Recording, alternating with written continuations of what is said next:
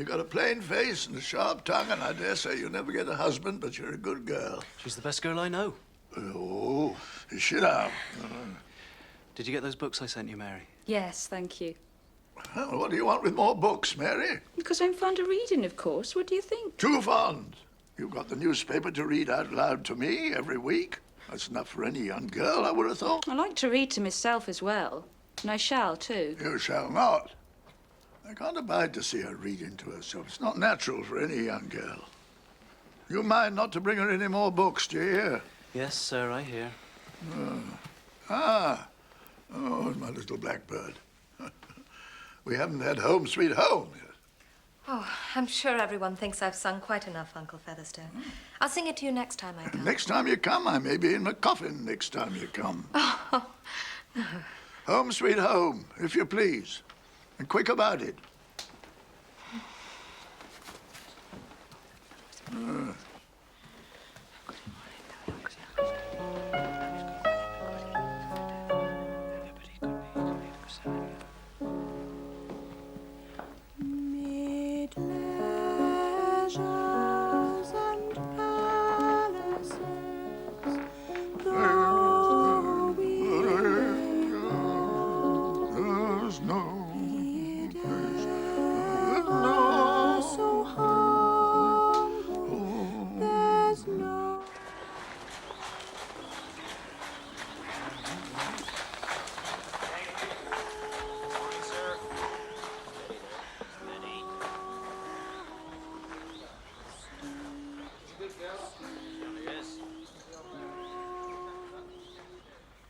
There's no place like home.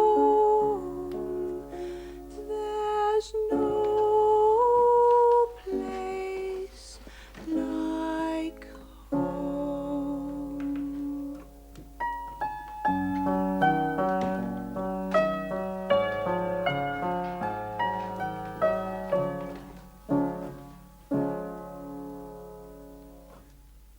Ah, very pretty. Very nice. Ah, here he comes at last, the man of the moment. Dr. Lydgate, this is my niece, Miss Rosamund Vincy. How do you do, Miss Vincy? I'd heard Miss Vincy was a musician. I confess I hadn't expected she would be quite so talented. The best in Middlemarch, I'll be bound. Oh, Middlemarch is not a very high standard, Uncle. I'm afraid we must be leaving. I promised Mama. Fred? Where is my whip? Oh. Thank you. They say his uncle is a baronet with a great estate in Yorkshire. Yes, there's a Lydgate up at Oxford. Spent no end of money. But rich men may have paupers for cousins, Rosie. It always makes a difference to be of a good family. Uncle tells me Mr. Casaubon has been asked to dine again. I hope there's someone else there, and I shan't have to hear him eating his soup. What's so remarkable about his soup eating? Really, Dodo, can't you hear how he scrapes his spoon? Celia, please don't make any more observations of that kind. Why not? They're quite true. Many things are true which only the commonest minds observe. And I think the commonest minds must be rather useful. I wish Mr. Casaubon's mother had a commoner mind. She might have taught him better. Celia, please.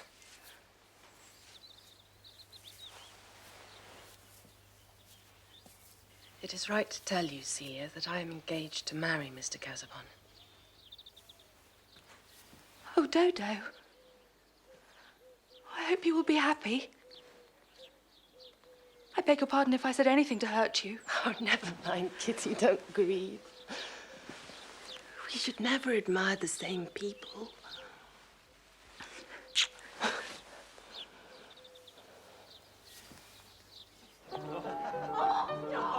It's a bit of fun. Delicious.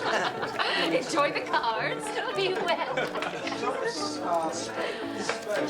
It's been to one of the parties, isn't it? Yes. I dare say you're used to far grander parties than this, Dr. Lydgate. We like to believe our little gatherings are just as jolly. You can't be serious about Tyke. Tyke? No, not for me, sir. His sermons are nothing but evangelical doctrine. Eh, Lydgate? You get none of that cad from Fairbrother. He'll sit down to a game of whist with anyone. Take all your money if you're not quick sharp. And which way will you vote, Mr. Vincy? Not on the board anymore, Chicheley. I'm glad of it. Whichever way I cast my vote, I'd be offending someone. What do you think, Dr. Lydgate? I know very little of the case. But I don't think these appointments should be made on the basis of personal liking. If you want to get real reform, sometimes the only way is to pension off all those good fellows everyone's so fond of. Ah, hang your reforms. There's no greater humbug in the world. What's wrong with good fellows? There's not enough of them about, I'd say. Oh, well done, no, Mr. Mr. Fairbrother. Fairbrother, you've done it again. Will you look at that? Fairbrother's won again. Indeed he has. Every time. How much do I owe you, Fred? 5 pennies, please. You had me in the workhouse, you know, the way I carry. Lydgate. I thought you might be avoiding me, having decided to vote against me. I haven't yet decided on my vote. In any case, I should never cut you. Sometimes I feel I shall starve in this town for want of intelligent conversation. Still, first things first. Here's the serious business of the evening. Yeah. Come and sit down to a game of whist, man. Oh, Dr. Lydgate, please do. Thank you, no. No? Ah, you're not the serious man I took you for. You're too young and light for this sort of thing. Now, what's trumps? Hearts. Dr. Lydgate, Miss Vincy. I fear you must find us awfully dull in Middlemarch. When I think of how we must seem when looked at through your eyes, I think we must seem very stupid. You have lived in Paris. I have only been once to London. Just a raw country girl, you see. You call yourself a raw country girl? Oh, well, I pass at Middlemarch, but I'm really afraid of you. Well, I've made up my mind to take Middlemarch as it comes. I'm sure you have nothing to fear. I've certainly found some charms in Middlemarch which are much greater than I expected to find. You mean the rides towards Tipton and Lowick? Everyone is pleased with those. No, I mean something much nearer to me, Miss Vincy.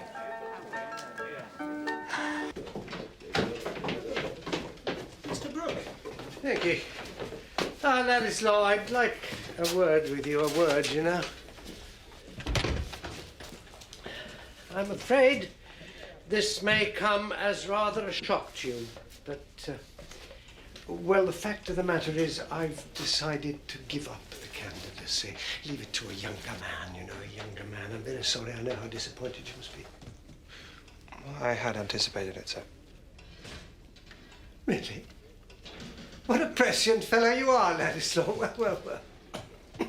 It's the chest, in part, you know. I felt a trifle uneasy about the chest lately, and Lydgate's warned me that I must pull up. Poor Casaubon, that was a warning, you know. It is rather coarse work, this electioneering, eh? Yes, it is. Still, we made a start, eh?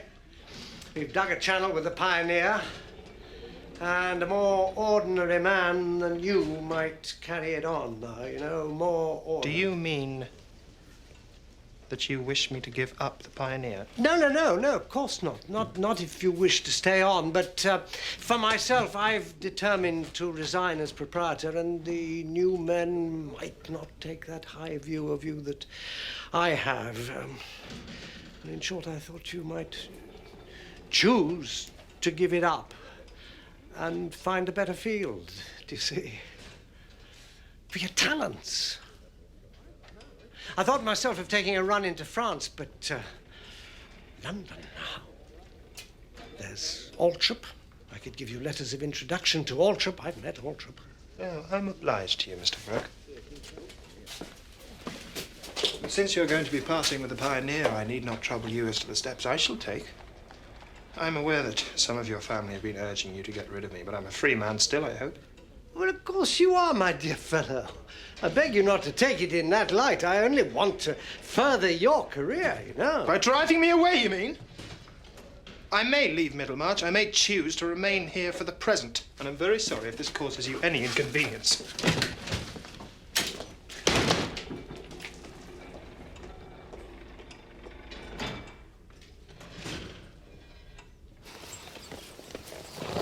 Oh, how lovely this is. Do you know, sure Tertius doesn't like me to ride. Man's a fool. Man's a fool! Never saw a lady with a finer seat. Shameless flatterer. Not I. Haven't the wit for it. Let's canter up that ride.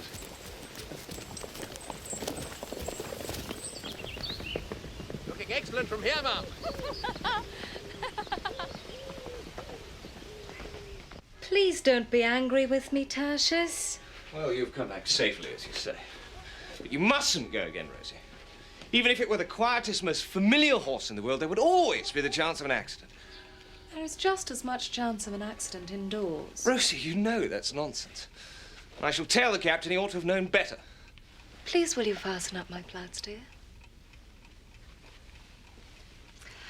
I love the touch of your hands.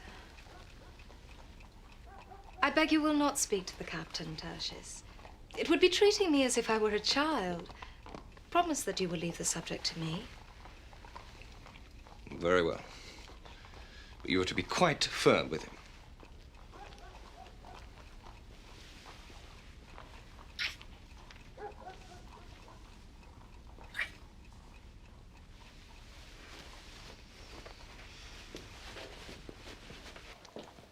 Rosie,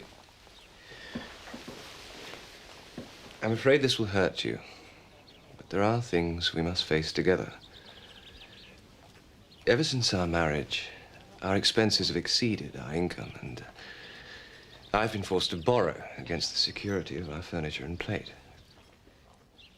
I still hope this will be a temporary expedient. After all, we are owed almost as much as we owe others, but, well, these things must be done in what Middlemarch calls the proper way, and tomorrow, some men are coming to make an inventory of the furniture.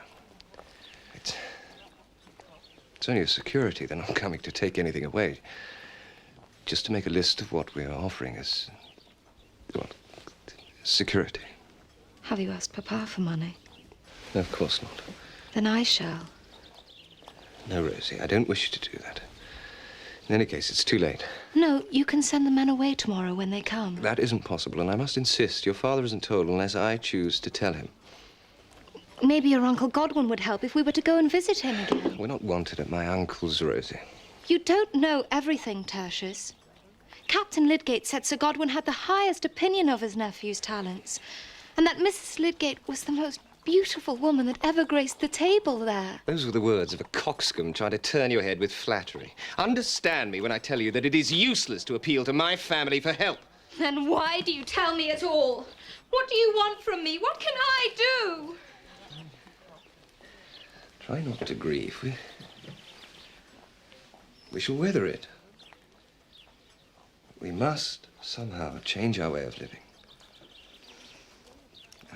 I've been a thoughtless rascal. But you're so clever that if you turn your mind to managing, you'll soon school me into carefulness.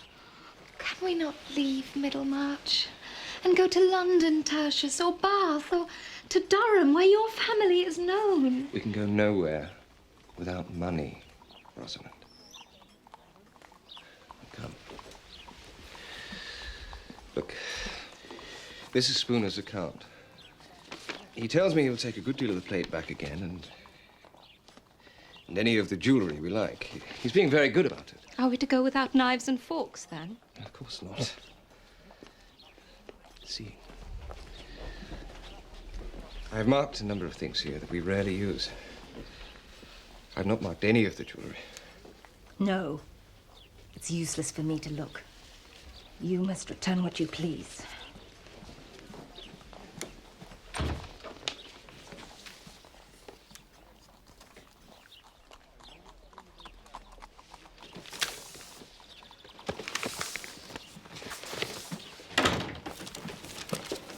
Here is all the jewellery you ever gave me. You can return what you like of it, and any of the plate as well. Please don't expect me to stay at home tomorrow. I shall go to Papa's. And when will you come back? Oh, in the evening. You needn't worry. I shan't mention the subject to Mamma. Rosie. Now we're married, you shouldn't leave me by myself in the first trouble that has come to us. I shall do everything it becomes me to do. It is surely better to manage the thing ourselves and let the servants see as little of it as possible. Very well. I will stay at home. You're a good girl, Rosie. What are all those papers, Tertius? I suddenly got the notion I might be able to do something experimental. This is work I set aside months ago. I couldn't see how to go on with it, but now, well, there may be some powers of ratiocination left in my head after all. Oh, by the way, I forgot to tell you. Ned Plymdale has already taken a house in St. Peter's Place. I met his mother and she told me. Oh, damn. Well, perhaps someone else may turn up. I told Trumbull to be on the lookout if we failed with Plymdale.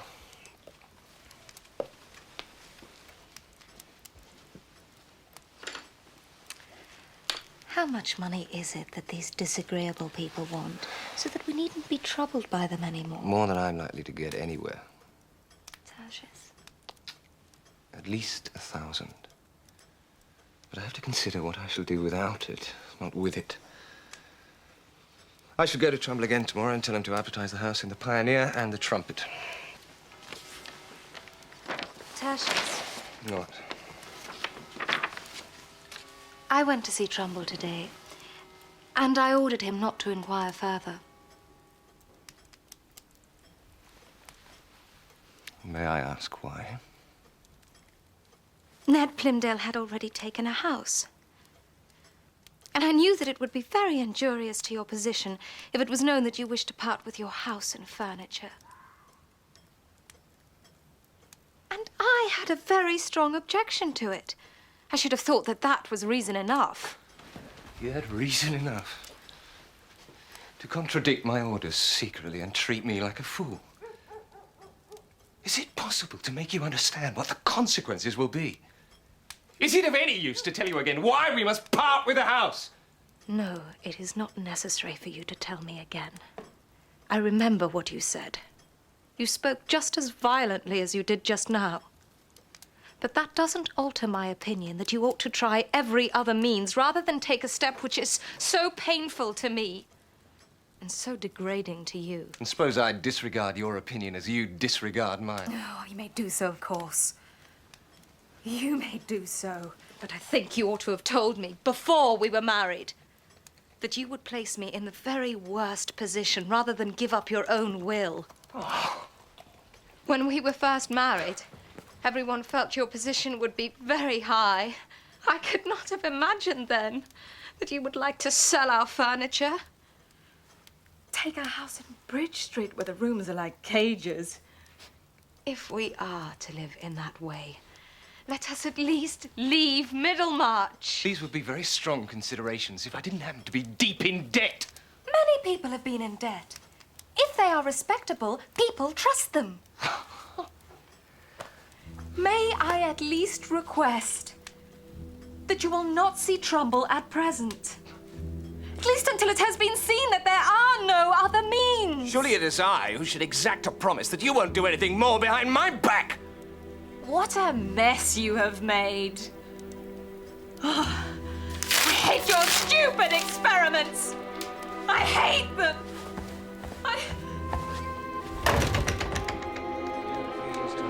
First-class medical school here in Middlemarch. Why should London and Paris have to do small work for me? It cannot be thy will, Lord, surely, that this wretch should live to destroy me. That all my great works, not for my glory, Lord, but for thine, should slip from my fingers.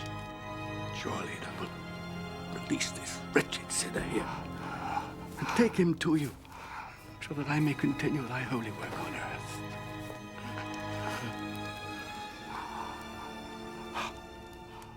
Why do you continue to torment me? Why do you not die?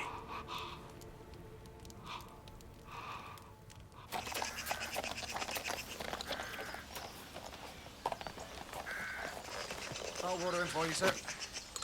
Go, boy.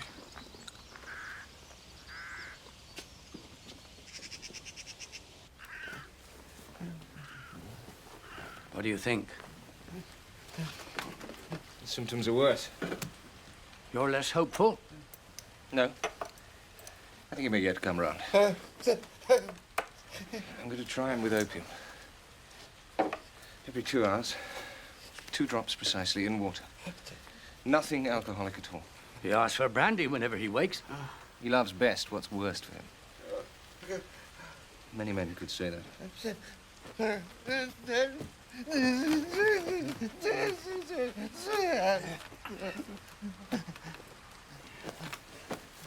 Dr. Lydgate, you seem disturbed, if I may say so. You are troubled, are you not? The only change in my fortunes is that my creditors are even now carrying away some of my household goods. Good morning. No, stay, Dr. Lydgate. Stay. I have been reconsidering. Mrs. Bulstrode is anxious for her niece, and I myself should grieve at a calamitous change in your position. You have supported me steadfastly in my efforts to raise the spiritual and bodily health of my neighbors, and I have but few friends. I think you have been. I think you are. A friend to me. I think you are. £1,000, you said, would suffice to free you from your burdens? Yes. I should be deeply obliged to you.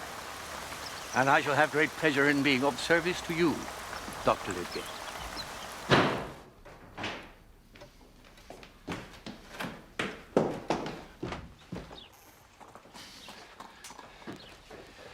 Rosamund, we are out of our difficulties. I've cleared all our debts today. Everything is secured. The furniture, the silver, the jewelry, everything.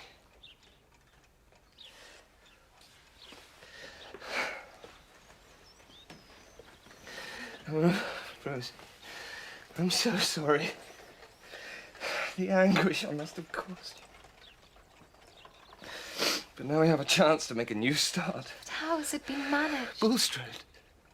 Bulstrode has been more than generous. There. You see, Tertius. Did I not tell you that our friends would not wish us to be without money? Listen, you were right, but we must learn from this and try to be more economical. I will devote more time to my practice, and we must be more careful with our household expenses. Oh, yes, of course. But, Tertius, you are not saying that we shall not entertain guests. Will Ladislaw has written to me. He is coming to Middlemarch on business. I didn't know how to reply, but we can give a dinner party for him now, can we not? Yes, why not? A small one. Why not? If that will make you happy. Oh, Tertius. It makes me very happy. Oh.